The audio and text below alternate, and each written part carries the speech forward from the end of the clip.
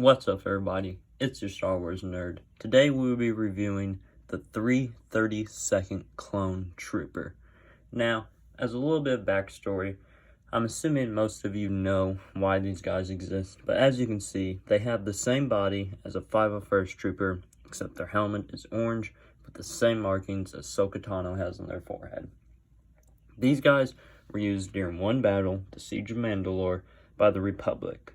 The troopers were led by Commander Rex, Captain Jesse, and Citizen Tano. This was after Ahsoka was kicked out of the Jedi Order. So, now that you have a little backstory, these guys, they have their face painted like Ahsoka to show their loyalty for her coming back to fight with them one more time to capture Darth Maul in the Death Watch, in Crimson Dawn, everything.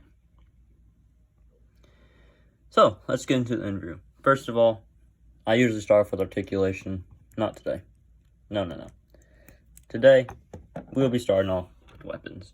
Like a lot of clone troopers, they come with standard DCs. As you can see, short, long blasters. It's the same thing they all come with. They all have the same amount of detail. Get the camera to focus. Probably won't because I'm recording this on my iPhone. But incredible detail for what you're going to get. Now let's get into articulation. First of all, may I say, this is my favorite clone trooper for articulation. It's just so freaking nice. I mean, everything moves perfect. Look at this head. Look how smoothly that moves up and down, left and right. It even can move 360. I mean, good God, they haven't made a better clone model, in my opinion. Now I look at it, though, it kind of does like... Oh, okay, it did. There we go. Look at that. The clone has that hunchback posture. I would say no offense to any hunchbacks, but I don't target French people. So, let's get down to it. The arms move just fine. Just like all clones, it can only move out this far because of these shoulder pads, which, limit your movement, but technically that's more realistic. The arm, elbow joints, look at that, moving like a charm. They're a little bit stiff. That's because I haven't posed this figure much, so practically out of box. So of course it's going to be stiff. It's new.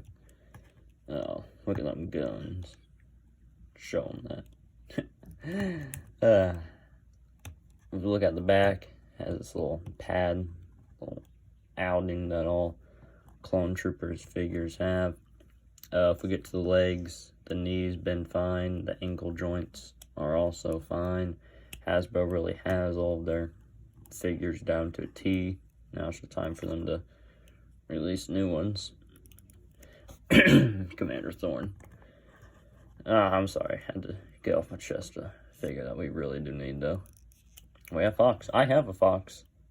But we don't have Thorn. Yeah. If you want me to... Here, 1 second. I'll get a comparison. To compare the body of this 332nd, which, I mean, they should practically be the same to the 501st. Just the helmet should be different. Here we have a 501st clone. And as you can see, there are minor differences. First of all, the design on the chest is not the same. I'd actually, no, the chests are about the figures are about the same broadness. Well, maybe not broadness. I say 501st is a little broader, but the chest width is about the same. Of course, 501st one is dirty and weathering, while the 332nd does not. Kind of consider this a dual review. But symbols are different. This one's much wider, a lot less fluid than that one. If we look at the legs, though, both of them do have those striped patterns. Now, I will say, I do know the difference between why these guys look so different, and it's really quite simple. 332nd based off Clone Wars, 501st based off... Actually, I was about to say Revenge of the Sith. That is not true. This is the Graming Greats one. This one's based off Battlefront 2. So, they're from different medias. So, of course, they're going to have their minute differences. I mean, their face I can't really tell. I can't tell if you can tell from the camera, but they do have head sculpt differences. But that's its comparison to the actual 501st Trooper. Now, Hasbro, this is something that they've solved. They finally come to their senses. They've done it with their new blank Phase 2 Grunt clone. But if we look at this, there's very clearly a clone's head under there. It's not filled in, like if we look at the 501st one. Oh, the camera. It's not filled in. There's very clearly a head underneath there. But can you pull it off? Nope. So I don't know why they take the time to glue the helmet on whenever they could just not and paint the head. I mean, it's just a grunt, so you'd only need black and the tan that they are. So I have no idea. But like I did say, they are, with their new Phase 2 Grunt clone, making it where the helmet does come off. And I'm hopeful that they'll be doing with all of the clones in the future. You know, I think that we're going to get a Commander Mayday pretty soon, within the next year. So I bet his will be like that, and it'll just be perfect. Perfect. Now let's talk about the bane of all collectors, price. This 332nd clone, I got him for around $25 on Amazon. I want to say like 4 months ago. If you look on Amazon now, its retailing price is around $78. If you look on eBay, now this is sealed, of course, because we only buy sealed because that's the only way you can guarantee good quality. I'll get into that in a bit. But it's priced on eBay, secondhand market, and not with Amazon's upcharges. It's about $50. They're expensive, but it's a great figure. If you're getting a clone, and this is why I say, if you want a clone, just any clone, get a Commander. They have story to them. They have depth to them. They look cool as hell. If you want cheaper though, just get a normal trooper like this. I don't care if it's 332nd, 501st, 212th, 327th. I don't. And you shouldn't either, I guess. Just get a clone, whatever makes you happy. I recommend 332nd. They have the most character to them, like the most story behind them. I guess to say behind their existence, but the most story easily goes to the 501st. But one thing that I really want that does involve the 332nd is, of course, our main man, Commander Vaughn. You know, he was the commander of the 332nd Division. He had the Ahsoka face, but he also had the visor similar to what Cody and Fox have. But it was also painted in the orange and white color scheme.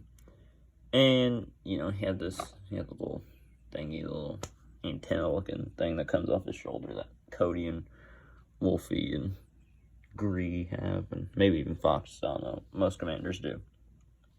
Not Rex though, because he's a captain, not a commander. Although, yeah. Of course, before you get them, I recommend watching Season 7 of Clone Wars. Now, I know, watching the whole Clone Wars can get a little bit, it's pretty long, but I do recommend it.